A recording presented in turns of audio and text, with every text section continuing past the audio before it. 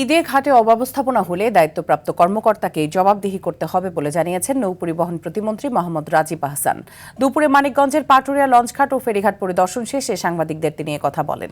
এ সময় ঈদযাত্রা নিয়ে প্রতিমন্ত্রী বলেন, ঘরমুখ মানুষ যাতে নির্বিঘ্নে প্রিয়জনদের কাছে পৌঁছাতে পারেন এবং ঈদ শেষে নিরাপদ কর্মস্থলে ফিরতে পারেন সেজন্য সরকারের পক্ষ থেকে সর্বোচ্চ চেষ্টা করা হচ্ছে। BIWTA chairman Real admiral Arif Ahmed Mostafa সহ সংশ্লিষ্ট বিভিন্ন দপ্তরের কর্মকর্তারা এ সময় উপস্থিত ছিলেন।